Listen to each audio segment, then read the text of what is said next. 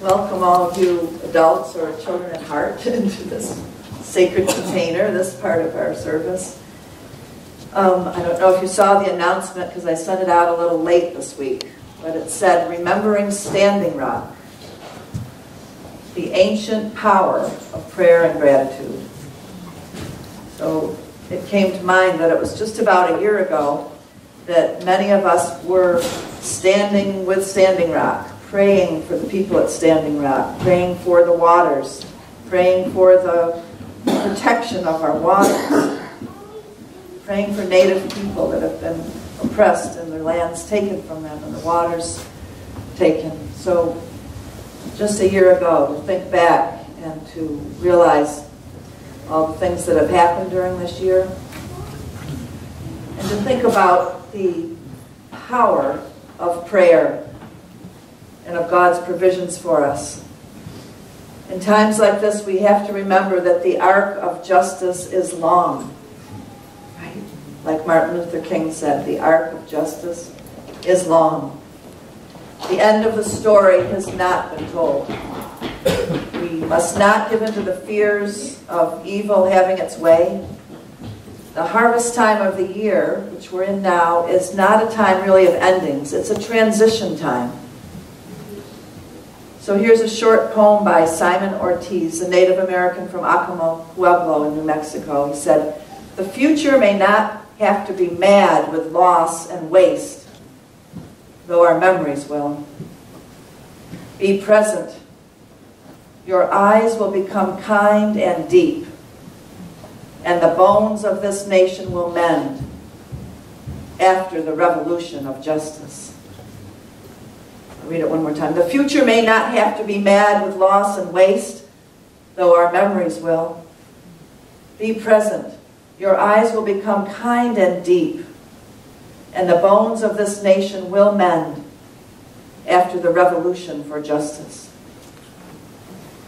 So during this transition time in the seasons, it provides us an opportunity to give special thanks for this time to recommit. It's a time to take a step back and be grateful for the wonderful aspects to our lives and all the support that we receive from this amazing planet, this awesome universe. So it's a time to express this gratitude, to share the love, and to recommit to working in harmony with all our relations for the greater harmony. As we go into this next wonderful song, you stand up and get invigorated by singing it. Be asking yourself in your heart, what did Standing Rock make you grateful for?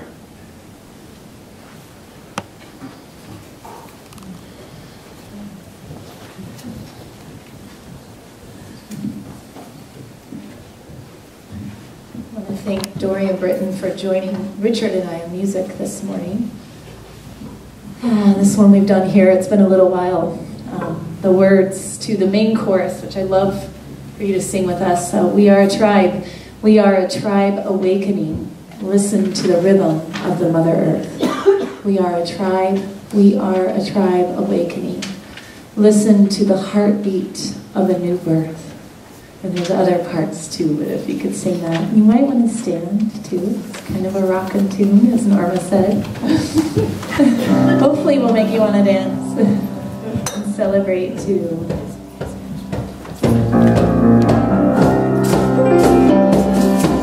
We are a tribe, we are a tribe awakening.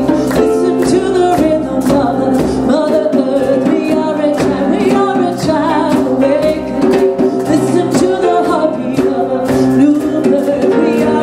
We are a tribe awakening. Listen to the rhythm of the Mother Earth. We are a tribe awakening.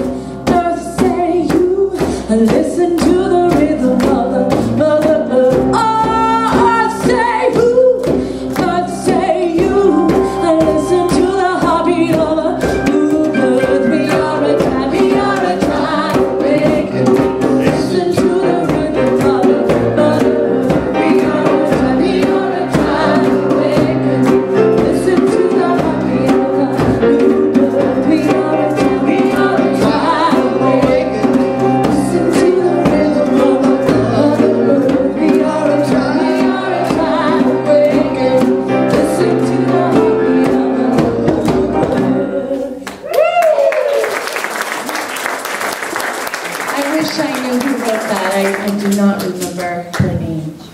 It's a beautiful song, so thank you. Let's just shout that out again together. We are a tribe. We are a tribe. We are a tribe awakening. We are a tribe awakening. Awakening to the heartbeat of the Mother Earth. Awakening to the heartbeat of the Mother Earth. Awakening to our new birth. Awakening to our new birth. Woo-hoo. Let's stand up and further create our sacred space together by welcoming the directions. We turn to the east.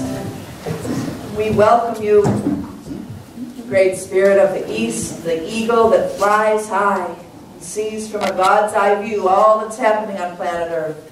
So we ask that our mind, our third eye, could go to your level, and that we too could see from a higher perspective, from the perspective of love and unity and oneness, all that is happening on our beloved Mother Earth. Come and be with us now, great power of the eagle. Aho. Aho.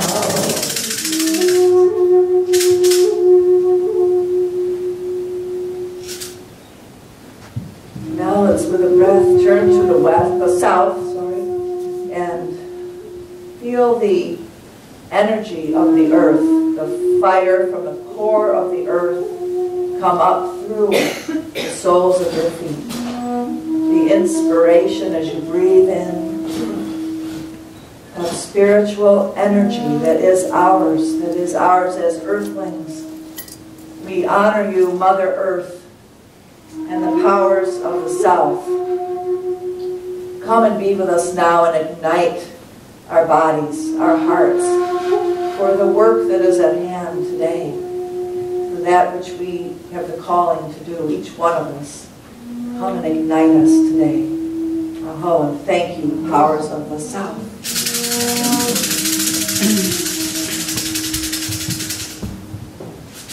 Then we turn to the west. In the west, we think of the great whales diving into the deepest depths.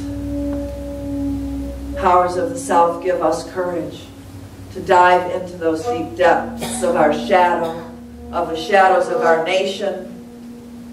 Help us to dredge up what hasn't wanted to be seen, to bring it forth into the light so that it can be transformed, so that we can receive the gifts out of it, that our nation may be healed. Come and be with us now, great powers of the West. Aho.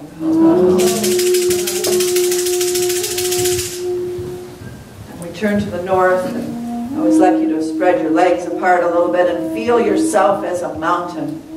As we think of these great mountains that we're surrounded by with the white caps of snow, their sturdiness, their ability to stand through time, through birth and death and rebirth of many things. So great powers of the north, we ask for this fortitude, for this strength and this faith to stand fast through many things.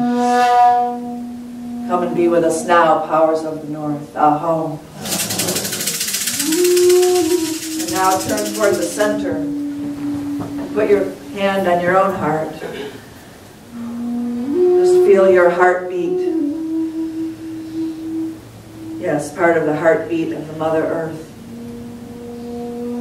And breathe in, being aware that we breathe the breath of thousands and millions of years of beings. We have a oneness that we barely understand.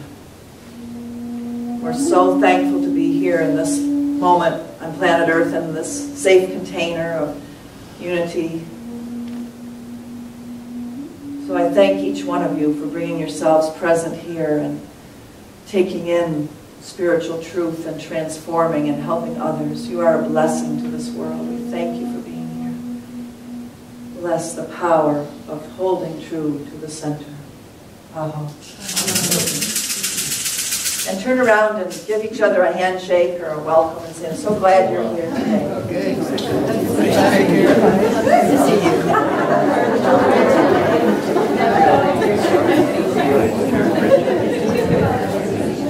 Hello. I'm Sharon. Sharon. Love it.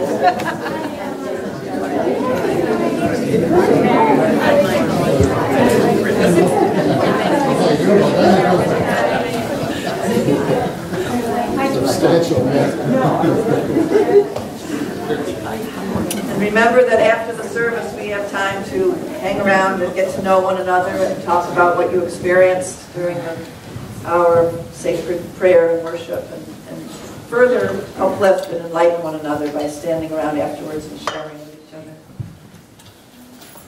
So in this sacred space, I have some affirmations that I'd like us to affirm together that come from Agape, from Michael Beckwith's church, and they're just so appropriate for us for today.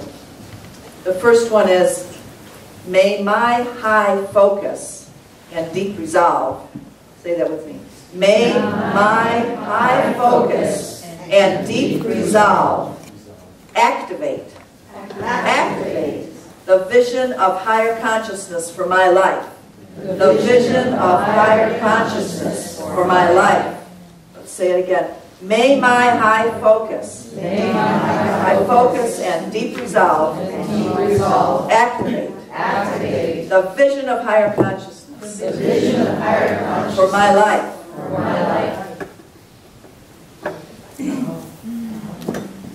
The next one.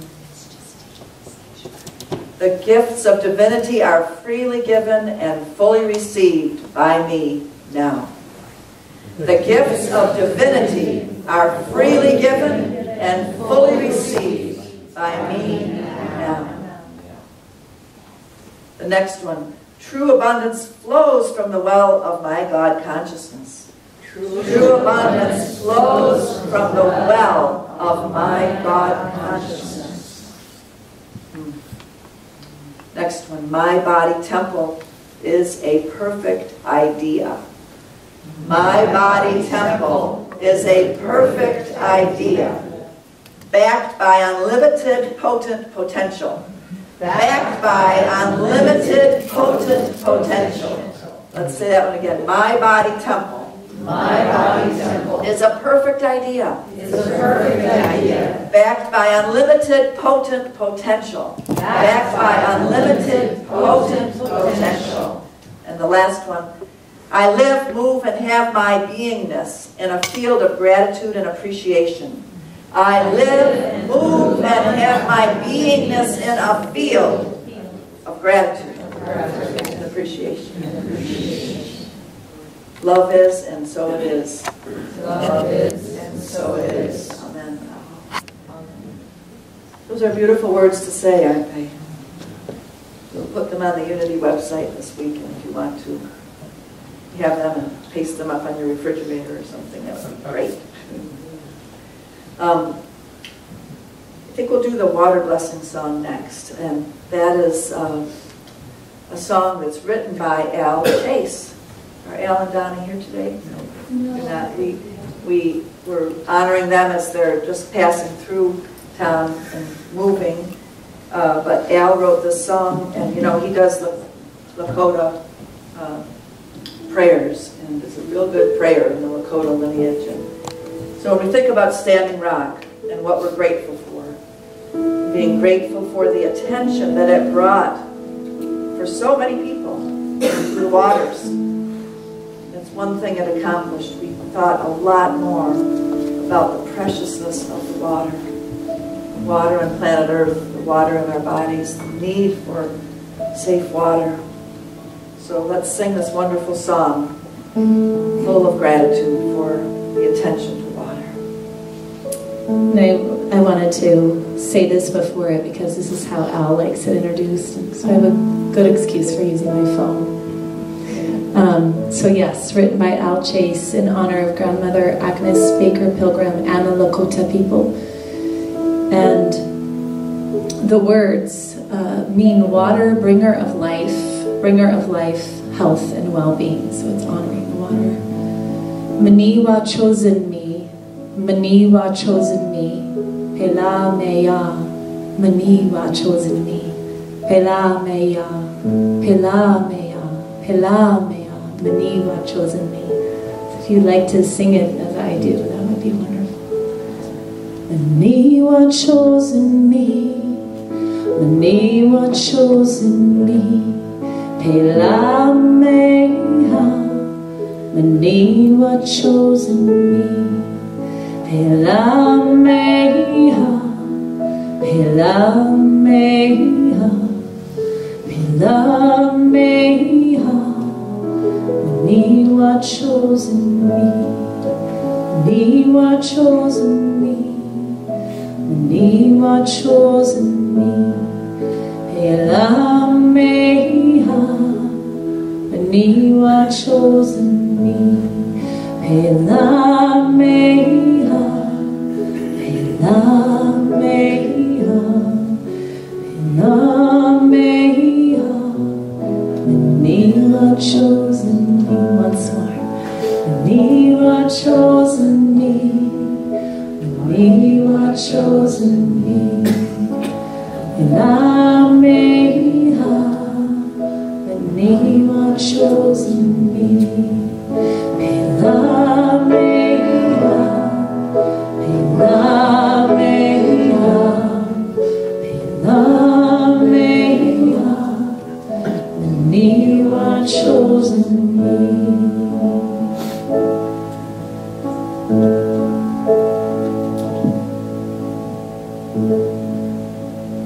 I'd ask you to stay, Heather, and just think for a moment of the waters in our town here. Just picture the waters. This town was built because of the waters, the healing waters of Lithia Springs, the Lithia waters. We're so thankful for the waters here. Just bless the waters in your mind's eye right now. Bless the waters of the Rogue River. Bless the waters of Tub Springs up in the Green Springs. Bless the waters of the great Pacific Ocean, not too far away. Bless the waters that surround all the islands in the Pacific Northwest.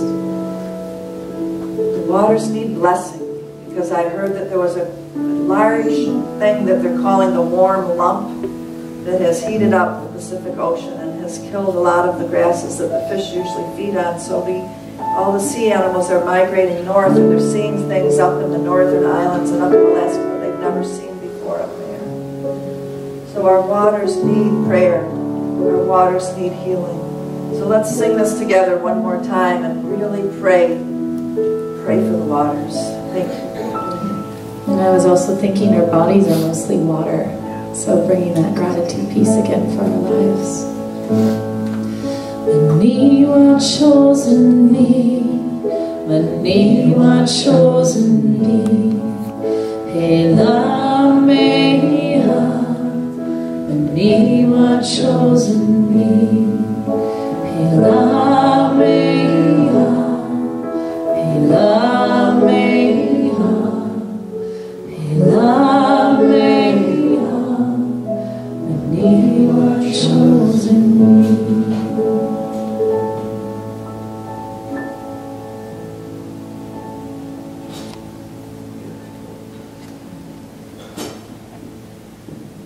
Philippians 4:6 is one of my favorite scriptures, texts of sacredness to hold up. It says, "Be anxious for nothing. Be anxious for nothing, but in everything, by prayer and supplication with thanksgiving, let your requests be made known unto God. And the peace of God, which passes all understanding, will keep your hearts and minds through alignment with the Christ consciousness." Be anxious for nothing, but in everything, by prayer and supplication with thanksgiving, let your requests be made known unto God. And the peace of God, which passes all understanding, shall keep your hearts and minds through alignment with the Christ consciousness.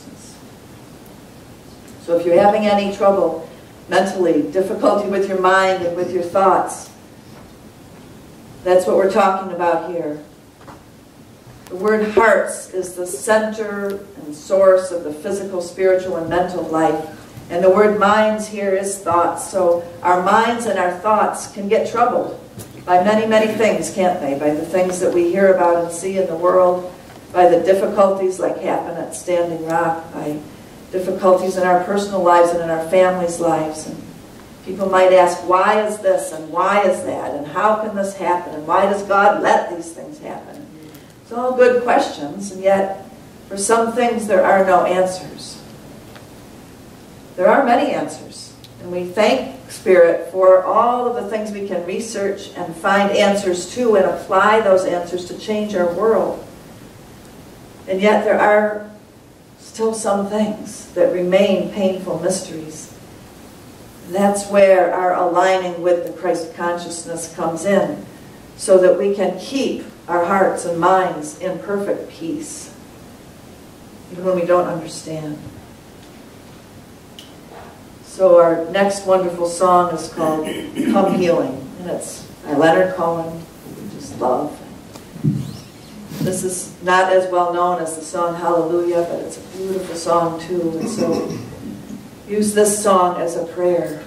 Come healing for our souls, for the people that we know, for the people that are in prisons, for the people that are addicted, for the people that are suffering all over the world without enough food, without enough clean water.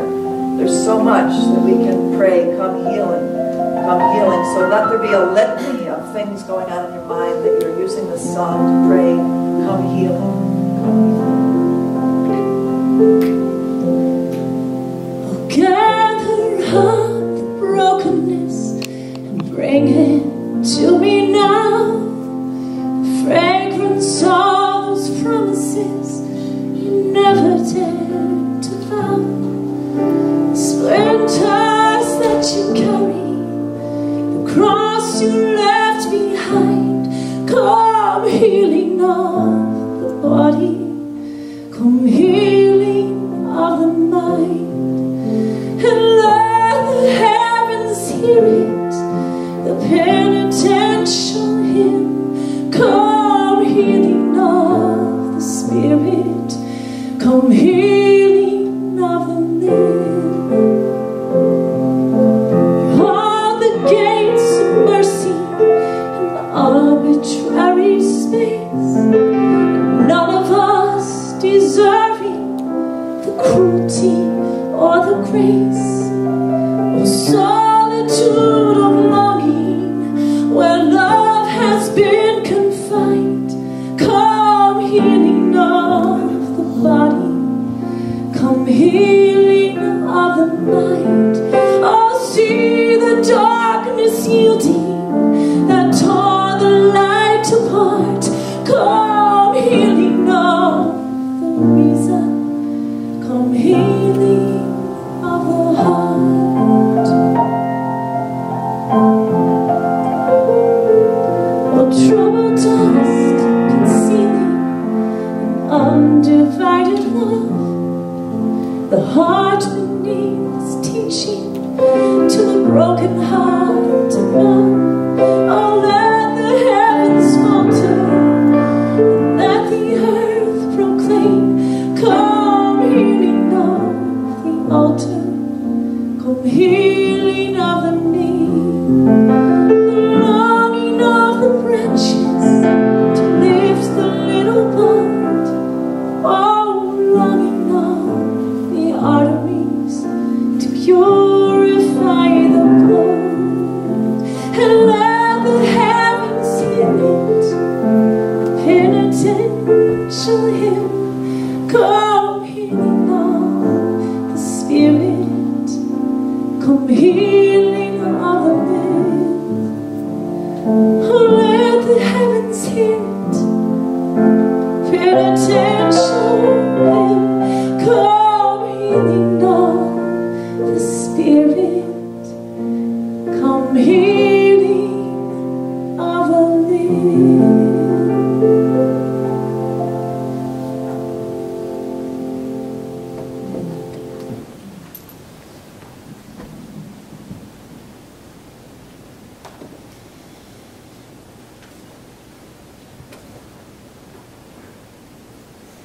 Beautiful. Come healing. Sometimes it's said that one of the hardest things of a spiritual path,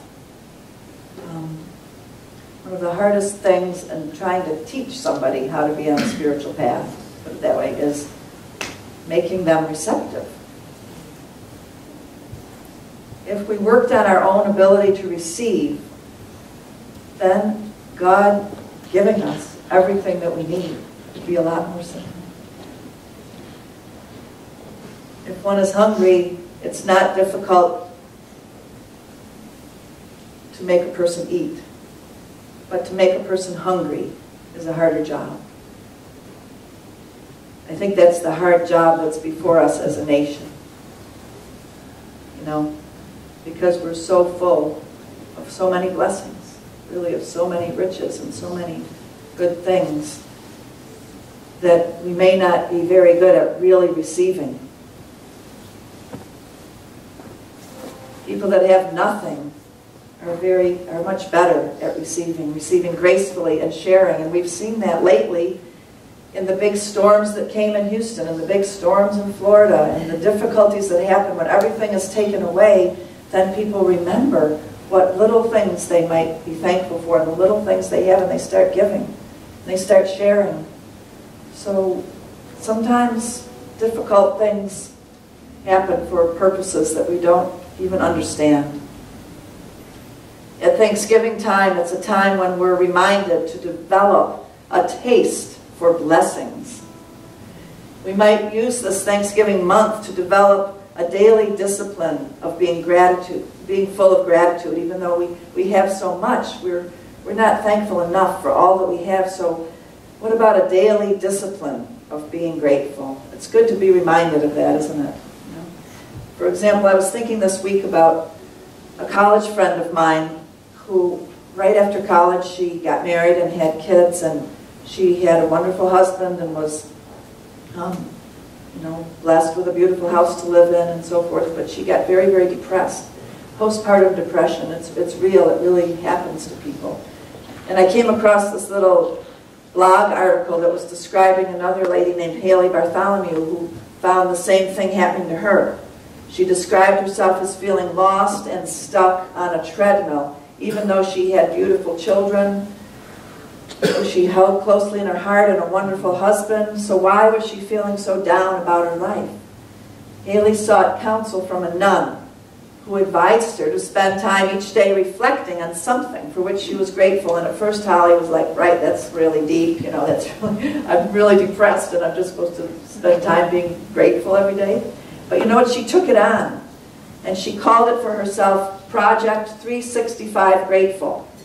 365 days of gratefulness. So every day she took a picture of something for which she was grateful. And she twittered about it. And it changed her life. For it allowed her to see things that she was not noticing. Like, for example, she'd always thought her husband was unromantic. And one day she took a picture of him serving her dinner. And then she noticed that he always gave the larger portion and put it on her plate. Just a small gesture that made her heart open with gratitude and realize how much he loved her. Haley had thought that mothering was a boring job, but she took photos of her children holding out their hands to her, playing and exploring, and she discovered how much joy and wonder there was right there before her in her children. So through the art of gratitude, of a daily practice of gratitude, Haley found herself lifted out of her rut and celebrating her life.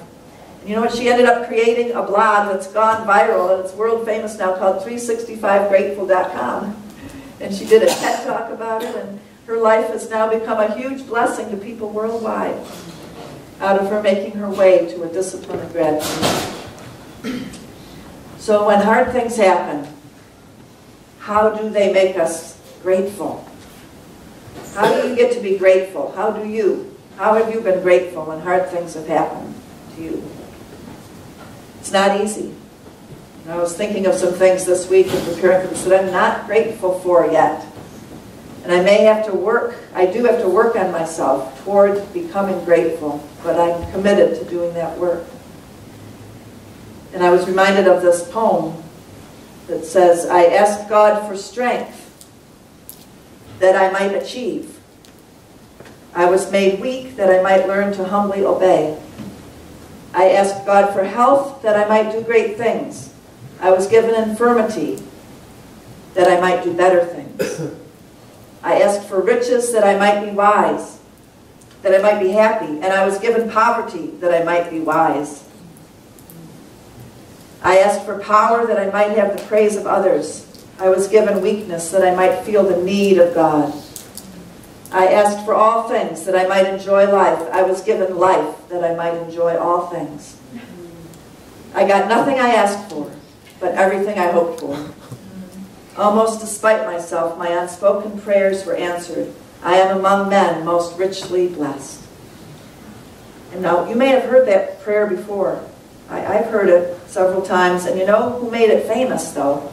There was a baseball player in the 1960s who was struck by a ball in the back, and it paralyzed him. And he was in the hospital and realized he had become quadriplegic. And here he'd been a baseball player. And one day he was being wheeled along through the halls of the hospital, and he saw this plaque, and he stopped to read it, and it was this prayer. And he just started weeping and weeping, and it really touched him and changed his life. And he vowed to make this prayer known all over the world. And that's why we have this prayer, because he felt it so deeply. So we need to take things that happen to us that are difficult and not resist them. Not resist them, but turn them into gold. And so this next beautiful song that Heather's bringing to us is called Resist.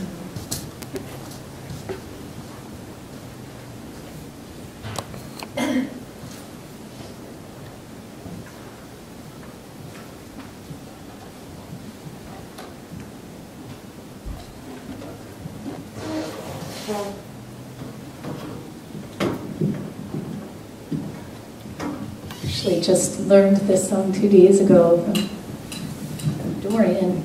It's a Rush song. And I believe that they wrote it about Scotland. And I don't know the exact historical context, but you can kind of imagine into it, the injustice from England. And so we can apply it to Standing Rock and to resisting the injustice now. And surrender in prayer.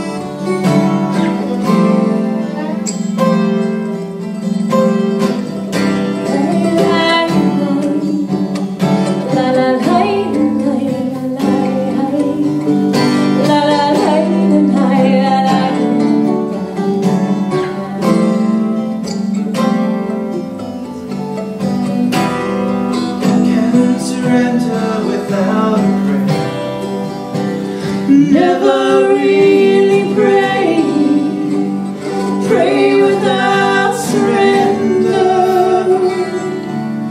You can fight without ever winning. Never ever win without a fight.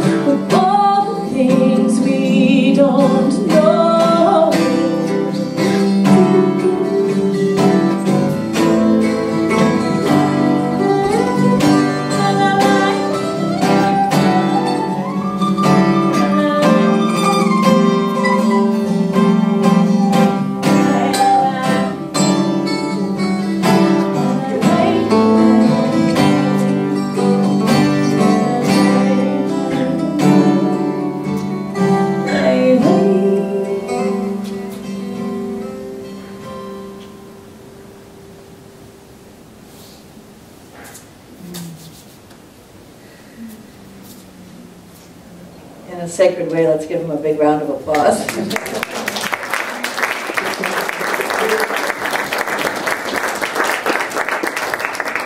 I always appreciate how our musicians learn things for us, you know, like they take on wonderful songs that come about in our world, and they learn them for us for Sunday.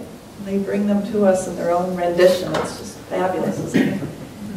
Thank you, guys. I want to take you on a little deeper dive into this whole subject now of how can we be thankful for things like Standing Rock? How can we be thankful for difficult things in our lives? I found a definition of gratitude by Michael Beckwith, and it says, gratitude is an inborn energy frequency. An inborn energy frequency within each and every one of us. And we discover and activate it. We create and open a channel for it through lining up with this abundant flow of Spirit's visible manifestation as the substance of our supply, as our intuitive guidance, our inspiration, our creativity, our healing, and the love in our lives. So you see what he's saying, which is what Michael Beckwith always says, is that all of the supply of what we need is flowing, is abundantly flowing. And it is up to us to align ourselves with it. And gratitude is an inborn ability that we all have to get in this energy frequency that we can align ourselves. So to cultivate and express gratitude, it does seem like a natural human response, doesn't it? A thank you for expressing appreciation doesn't take much, and it's an inherent quality within human beings. Like, I'll never forget living in Japan, and everywhere you go, people are saying, arigato, arigato, arigato. They're saying thank you for everything. Thank you. This floods their vocabulary. Why in our lives, though, in the United States, do you think that it's a little bit more difficult to see thank yous or to see gratitude flowing everywhere if it's a real natural human thing? When you think about that, is it the fast pace of lives that we live that we don't take time? Is it that we have, you know, too many things and we forget to say thank you? Is it because we get caught up in our minds and mental states of pain and we don't have the glimpse of something different to say we're thankful? Well, I found in researching gratitude this time that the emphasis of gratitude is recognizing a bonus value for favorable things or positive life experiences which we didn't actively work for or earn. Sort of like I was talking about grace last week. A dictionary definition for this kind of gratitude is a gifts outweighing exchange. So our hearts well up with gratitude when we have this sense of a gift that outweighs the exchange for it. Thankfulness acknowledges that some power greater than ourselves is providing for us, right? So there was this young woman who brought home her fiance to meet her parents. And after dinner, her mother tells her father to find out about this young man. So the father invites this young man, the fiance, into his study for a little talk. And he says to the young man, "So, what are your plans?" And the young man replies, "Well, I'm a Torah scholar." And the father says, "A Torah scholar, admirable. But what will you do to provide a nice house for my daughter to live in as she's accustomed to?" And the young man replies, "I will study, and God will provide for us." And the father said, "Okay, and how will you buy her a beautiful engagement ring such as she deserves?" And the young man said, "I will concentrate on my studies, and God will provide for us." "And children," asks the father, "how will you support the children?" "Don't worry, sir, God will provide." The conversation proceeds like this, and each time the father questions the young idealist, insists that God will provide. So later, after they've left the study, the father's back out with the mother, and she says to him, "How did it go, honey? How do you like him?" And the father answers, "This young man has no job, no plans, but the good news is he thinks I'm God."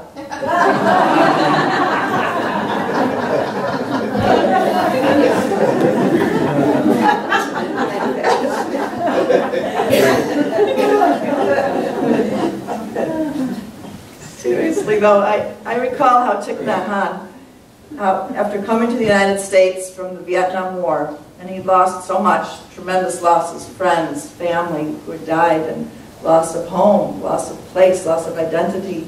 And he comes to the United States to try to share his Zen teachings.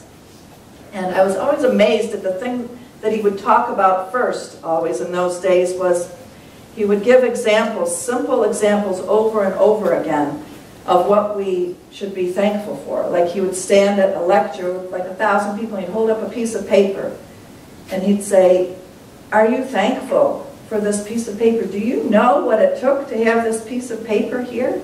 It took a tree, a tiny tree, plant that fell from its mother into the earth, and then it grew 100 years or longer into a beautiful big tree.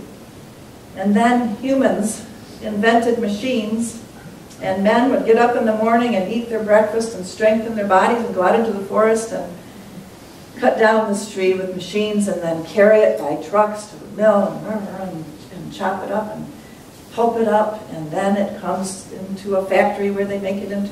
So he would go on and on like this, you know. And like we'd heard the story already, you know, many times, but every time he lectured, he would talk about how did this piece of paper come to be here? And are you grateful for it? It reminds me of how Grandma Aggie, every time you're with her, she will talk about the water. And she'll go on and on talking about the water and tell us, are you really grateful for the water? Are you really praying for the water? So there's something about gratitude that has to be awakened in us so that we can be receptive. Like I was talking about earlier, how do we get to be receptive? I really like how the Indian saint named Sadhguru explained that gratitude means being receptive to life. He said, most people cannot receive something gracefully. Social ethics has taught us that giving is important, but taking is not important. He says, yes, taking is not important. Being only a taker is ugly, but receiving is very important. It takes a certain amount of gracefulness, a certain amount of humility. Just look at any aspect of your life. Everything that is worthwhile that you're actually receiving has come to us from other people. Many people were involved in bringing you the clothes that you're wearing right now. From the person who planted the cotton seed to the millions of organisms that were involved in making the plant grow, from the people that prepared the cotton, the spinning, the weaving. So this Sadhguru is again doing the same thing. He's going over and over all the things that happened to bring you just the clothes that you're wearing. He says, if you are aware of this, and if you receive gratefully, you'll become overwhelmed all the time with gratitude. Gratitude isn't just cultivating an attitude like we sometimes hear, but it's cultivating this energy that will flow out of you. People have always told you that the magic words are thank you, but gratitude is not just cultivated as a rote practice. Authentic gratitude happens when you are overwhelmed by something or somebody. How do you like that? Isn't that beautiful? Authentic gratitude comes when you're just overwhelmed by something or somebody. Just pause for a moment right now and think about a moment when you were just overwhelmed by gratitude. When was the last time that you felt that energy of, wow, I'm so amazed and overwhelmed by this gratitude?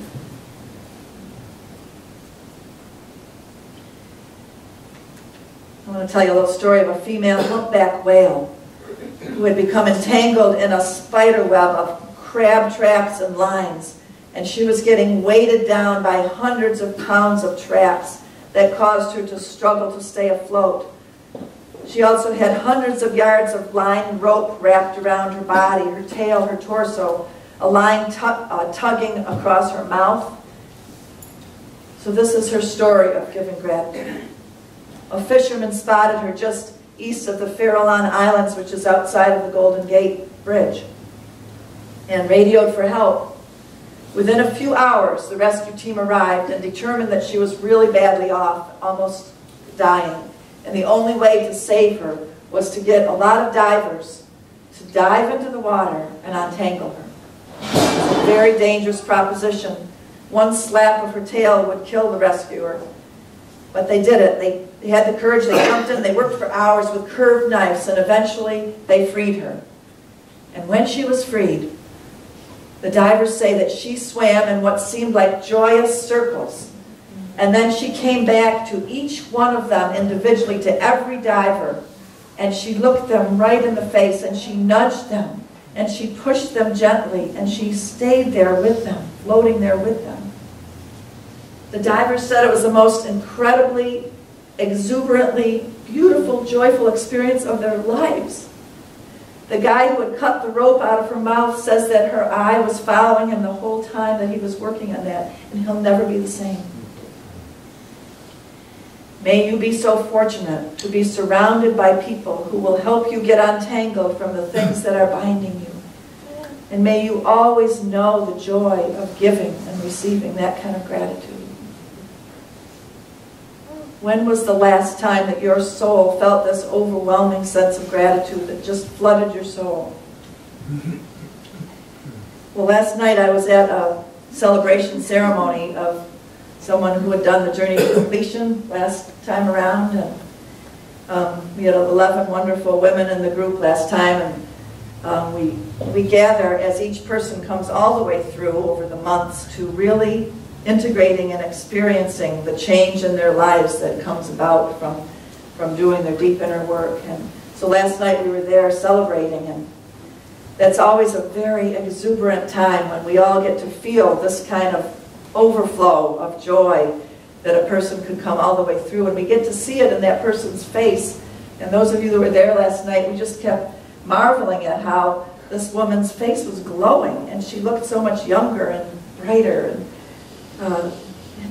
all the bonds had been shaken off, cut off, gotten off by all of our help, and she was released into this amazing state of being. And what happened for me, though, was that there was a baby there. And that baby was her grandchild. And the baby was right next to me, and I kept looking in the face of the baby, and her face looked just like her grandmother's face, I thought. And I beheld in the baby's face the exuberance of this life energy, of this joy that was then being seen in the grandmother's face and renewed in her and released in her. And it just made me so thankful that we humans, that we mammals, beings on planet Earth, have to go through all that we go through to give birth, to bring forth new things, new life. That this is what we do. We're here, going through labor pains to birth and bring forth incredible gifts into this world. And so I want to do a little ritual with you that celebrates that kind of gift, because you see I have this red string on my wrist. And I met with another group of women about 2 months ago here, and we were meeting with a friend of ours who had wanted to give birth for a long time. And we all tied this red string around our wrists, and we said, we'll keep it on our wrists until she gives birth. And then we'll cut the string. And just to say, I really relate a lot to this friend, because she had wanted to have a baby for a long time. I moved here 14 years ago, and I first met her then. And she was talking about wanting to have a baby then. She was in her 20s. And she didn't know how she would do it, though, because she was sick. And she had a disease that would typically prevent a person from giving birth. So she did the journey to completion several times and loosened up the bonds on herself. She did lots of different healing modalities that traveled all over the world to do healing, and finally felt that her body was well enough after 10 years of trying to get healthier to have this baby. And then she was with a woman lover and didn't know how that would happen, but then she found a man that would be her lover too, and that they could all be together and she could have this baby. And she's in Berkeley, where I was when I had Nisha. So I have a lot of heart connection with her. And this week she gave birth to this wonderful baby boy, and we all who know her and have held her through all of this know how long she wanted this and how she longed for it. And it's just a tremendous, tremendous, exuberant joy that we feel that she has this baby. And so we're supposed to cut the string when she had the baby. So I waited till I was here with you to cut the string.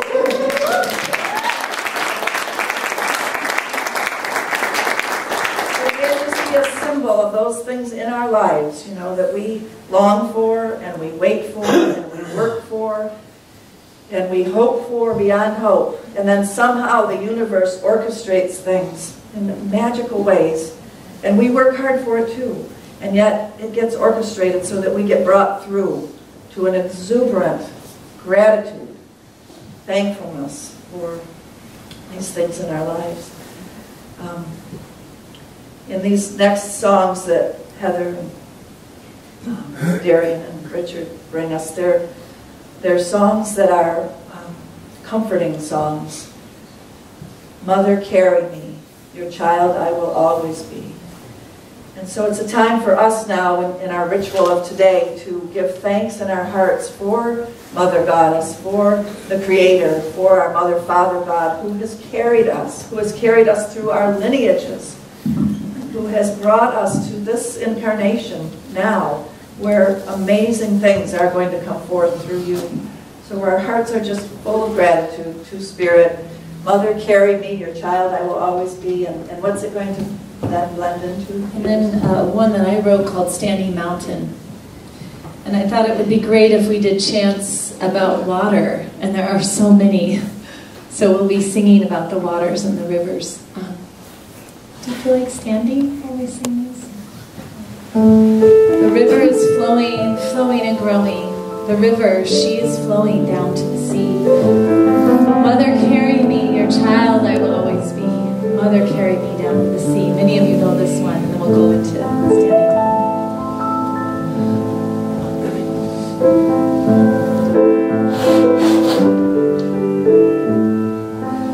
The river is flowing, flowing and rolling. The river, she is flowing down to the sea.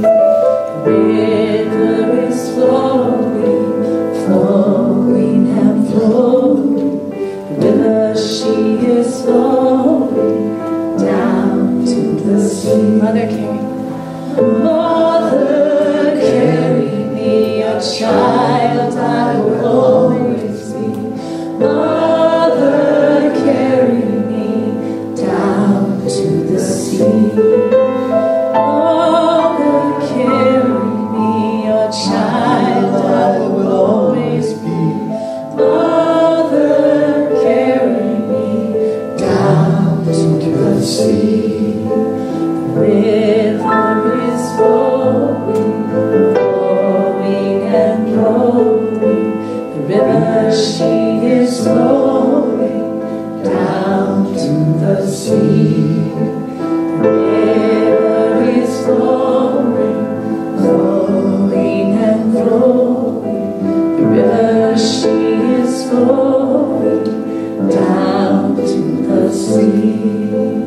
Mother, carry me, child I will always be. Mother, carry me down to the sea. Repeat that. Mother, carry me, a child I will always be. Mother, carry me down to the sea. Standing mountain, lying cold lake. Oh, the rivers flow and flow. As I stand with them, Lord, each one seems to call in a voice that I know as mine own. Standing mountain, lying on lake. Oh, the rivers flow and flow. As I stand with them, Lord, each one seems to call in a voice that I know as my own. Let's try to sing it together. Standing mountain, lying on rivers. All the rivers flow and flow. As I stand with them, Lord, each one seems to call in a voice that I know as my own. In a voice that I know as my own.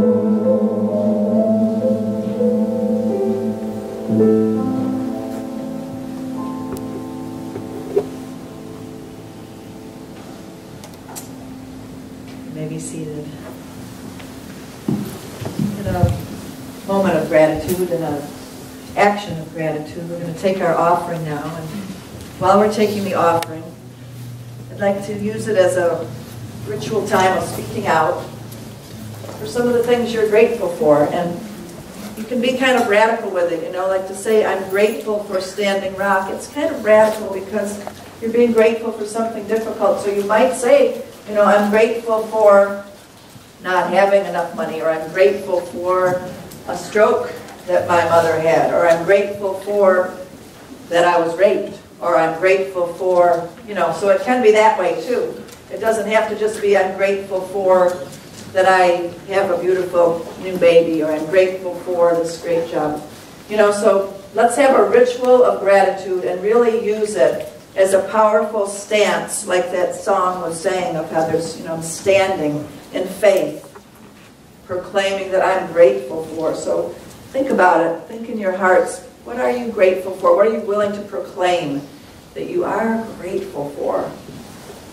And just use this as a time of a litany of prayer for what we're grateful for. It's a little bit different than you might usually do, you know, and you can add a few words onto it. Like you can say, I'm grateful for the big warm lump of heat in the oceans because it's making us aware that we've got to do things to change the climate. You know? So like that, you can add on to it a little bit. Let's have a litany of gratitude as our offering takers take the offering. And Richard, maybe some music behind it. Good. So, what are you grateful for? She's grateful for the sea of plastic. Donald Trump. All right. Or Big taking thing. away the bandages and showing us a different reality. Yeah. Good way to see it. Grateful for having my heart broken. Yes, grateful for having one's heart broken. I'm grateful for loneliness because it makes me aware of the abundance of connection. Grateful for loveliness because it makes her aware of the abundance of connection. Oh, loneliness. Yeah, loneliness. Because it makes you aware of the abundance of connection. I'm grateful for the adversity that has given me wisdom. Yes. I am grateful for the love that I feel for Norma, and I am grateful for what she gives to us. Oh, thank you.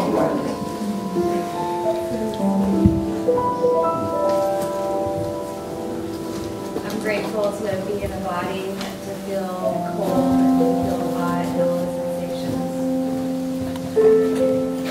Grateful to be in a body and feel all the sensations. All of them. I'm grateful for this space and those who tend this space, that people may gather in the name of spirit and connection. Grateful for this space and all who tend this space, that we can have this gathering together. Gracias a la vida y mis pies cansados.